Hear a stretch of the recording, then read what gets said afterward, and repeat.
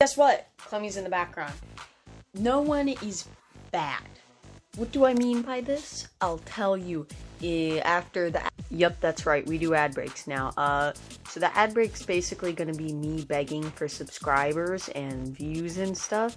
So make sure to subscribe, make sure to view the video, and make sure to tell it to all your friends, and make sure to make them pray to me, and make sure for them to tell their friends to make sure to pray to me, and make sure to tell them to their friends to their friends. Okay, now back to the video. What was I saying about nobody being a bad person? Now, this is going to be pretty controversial, but let me explain. What does bad really mean? Well, in the context of health, it means not good for you, which really doesn't mean much.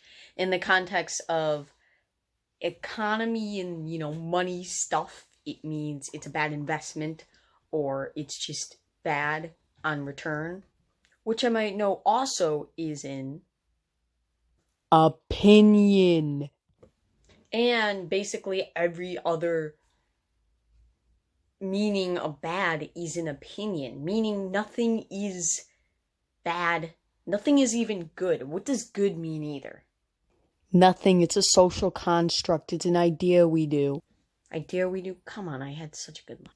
It's an idea we made to justify killing and to justify doing very bad things. Well, those guys, they're bad, so we can kill them. Yeah, they did a bad thing, like, one time. Now we get to kill them and loot them and take their stuff. The concept of good and evil, of course, obviously, goes back a long time. And it mainly was just used, frankly, to ensure order, to ensure peace. Because when you're able to use something like good and evil, you can pre-install on somebody's brain what is good, what is evil, what is good to do, what is bad to do. Instead of them making the judgment, it could be prejudged in the entire society's mind what is acceptable and what is not.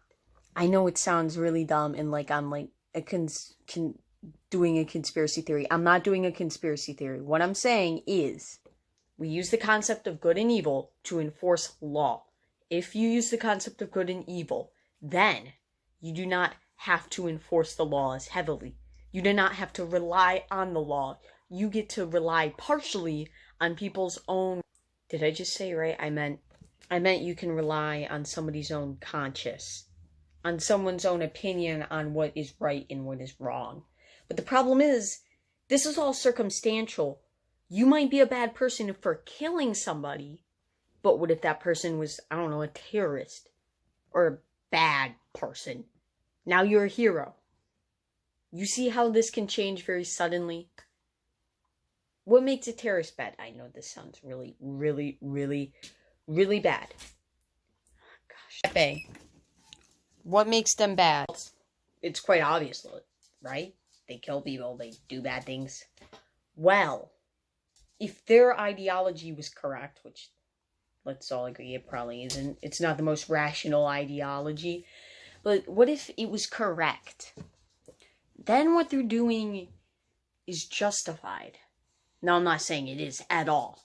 I'm saying if somehow their thesis, their beliefs were correct, now it's justified. But what makes something correct? Nothing. General consensus. It's just what most people think. That's why the earth isn't flat. Even if it was, if most people think it's not, it's round. It just is. That's how it works. With something you can't prove, like ethics. Ethics, what does ethics even mean? You can't make a math equation to do ethics. Ethics is how strong you are reacting to things. It changes from person to person. That's why ethics are the most controversial thing in the world. And politics. Things with opinions are the most opinionated things. They're the most... How do you describe this? They change from person to person. They change the most from person to person. Oh crap, my phone's about to...